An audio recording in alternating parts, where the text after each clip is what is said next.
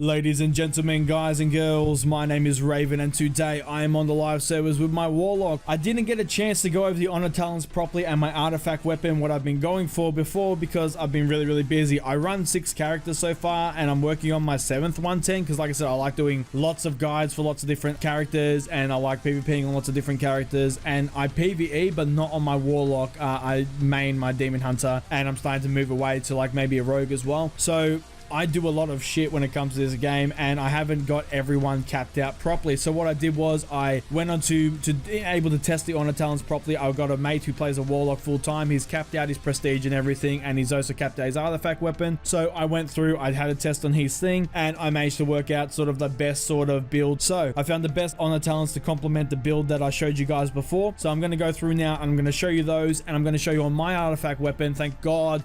Thank you, Blizzard, for the artifact catch-up system. That thing is it's a godsend. I'm able to get my characters up to like semi-scratch now. Just from doing like 2 Warden daily quest things, which give like 15,000 artifact power apiece. It's fucking beautiful. But that aside, I'm going to show you my artifact weapon that I got so far and what I've been going towards and what I'm going to be going towards. Hopefully this can help you out, guys. So let's get straight into it. For those of you who don't remember, and you can go check out my video if you want. If not, basically the damage build we're going for is lots of single target damage now, from dotting them up, getting 5 unstable afflictions on them, and drain souling them to death, because now you've got some single target, which is beautiful. So what we're going for with the talents here is, like I said, I'm only rank 9, and on my characters I've managed to get everyone up to about like, you know, rank 9 to 10. My Demon Hunter is the furthest along because I play him the most. What I tested out and what I came with was, for tier 1, of course, you take Gladiator's Medallion. It's quite nice and it's an extra thing. If you're a human, you get the perks of having 2 escapes, which is lovely. Next we go for, you can either go for Train of Thought. Now this is depending on how sneaky you are. If you are really sneaky and not many people, like if you watch some of my videos, you can see sometimes I'm running around dotting everyone and everyone just ignores me. I'm like at the back and no one really hits me. Train of Thought is really fucking good for that if you're able to stay back a lot and you're not getting dived on. Once people start seeing you as a threat, Train of Thought doesn't really work that well. If you're more the type of person who gets really close for some reason, yeah, it's not going to work well. So then you want to go for Mind Quickness instead, just so you can get some unstable afflictions off a bit quicker. Some extra points of damage on your Drain Soul you might get off if you do that. So it's just worth a look at depending on your playstyle. Now next we have gone for Curse of Weakness. Why? Casters aren't really a big deal for you as a Warlock. They're going to get you regardless. You have no escapes really. So that's why when I did the build, I said you got a couple of portals you can go for, but melee these days just have such an ability to jump on you and just fucking smash you in the ass. There's nothing you can really do about it. So that's why in the build I showed you to go for Dark Pact to get that extra defensive, because what you want to do is you want to heal up as much as you can while they're beating on you, because you're not going to get away anyway. So you want to be as beefy as possible. This here, you chuck this on them, they deal 25% reduced damage for 10 seconds. That's a big deal, especially because if you see like a warrior jump on you and he pops an avatar and all that other bullshit, you can pop this on them and they're not going to be doing as much, especially if you pop a defensive on top of it. It's pretty fucking nice, and I generally take this over the caster one, because like I said, casters are going to be attacking you regardless, so you don't really need to worry about them as much. Melee is the threat and melee is what we have to deal with. That's why next one we take Essence Drain. Whenever you heal yourself with Drain Soul, the enemy target deals 5% reduced damage for 6 seconds, stacking up to 5 times. This used to be stronger, but yeah, they've been tweaking the numbers, but 5% stacking up to 5 times is still pretty fucking good, especially when you're doing this to them.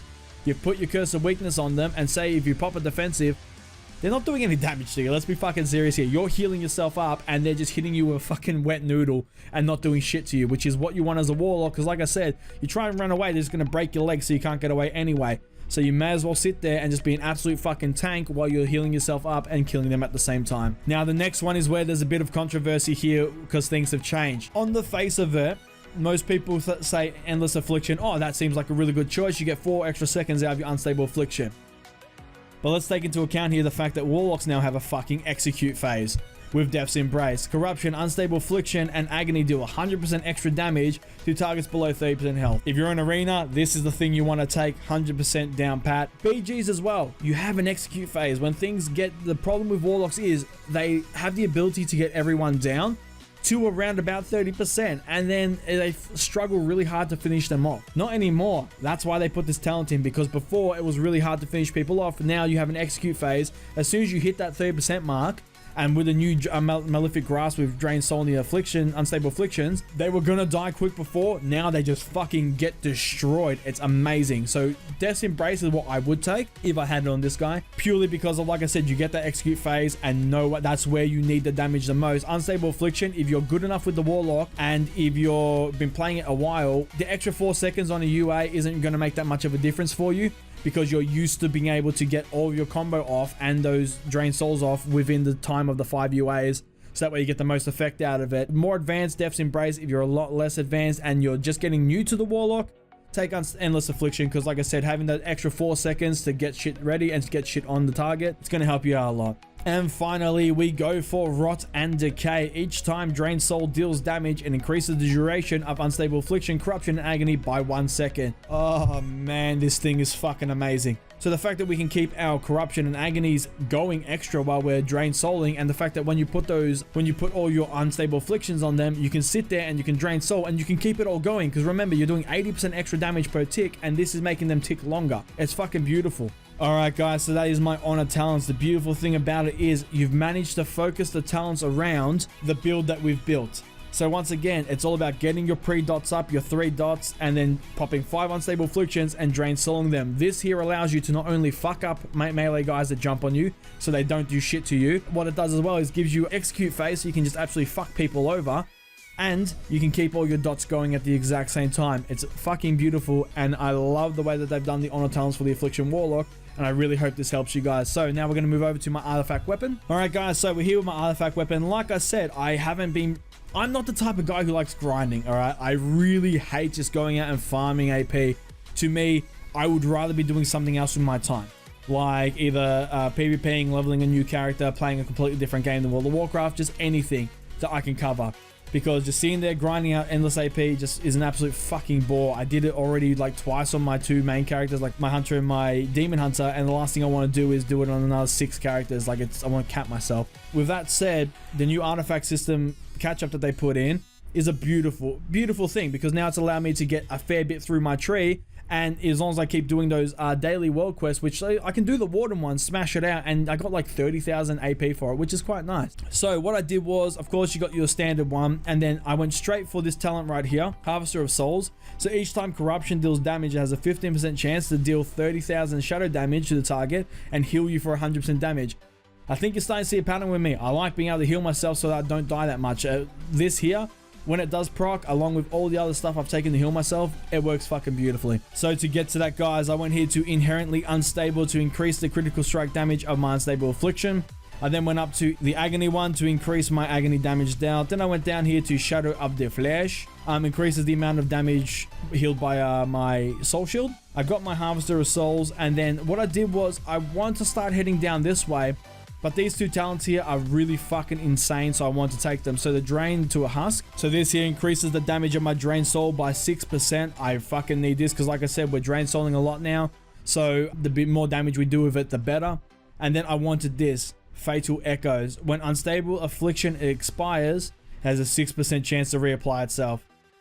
This thing right here, it's like a mini soul conduit, which I love. The more chance you have to keep just getting soul shards back to cast more unstable afflictions, or the more chance you have to just have the stable afflictions apply themselves, fucking take it. This thing's amazing. This end of the tree is the best for me, because it goes purely around the build that I've gone for, which is lots of my unstable affliction and my Drain Soul hitting like a bus, which is what I want. Now, I'm going down this way, so I'm going to go for Sweet Souls, which I got next, which is just like, it's a bit of a buff one.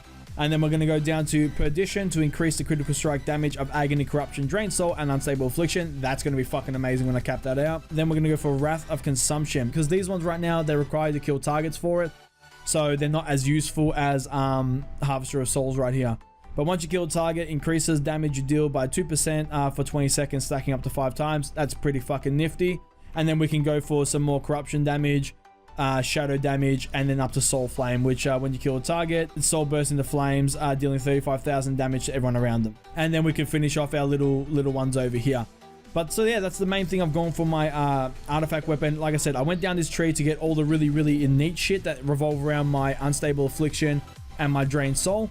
And then I got this talent right here because you don't need to kill people for it to work. And like I said, it increases your healing and your damage. And now I'm going to go down this way and pick up the other two and then come back around and finish off the tree. So those are my honor talents, guys, for my Affliction Warlock, and that is also my artifact weapon, what I've been going for. Like I said, guys, if you're completely unsure on anything, hopefully this helped you out. Like I said, I do these videos because I really want to make sure that for the people who are listening, obviously, if you don't know what you're doing and you're a little bit lost, this might be able to help you out, and I hope it does. So thank you so much for watching. If you liked the video, please give it a thumbs up, leave a comment down below and let me know what you thought. And if you want to see more videos from me, please hit the subscribe button. I shall see you on the next video. Have a good one, guys.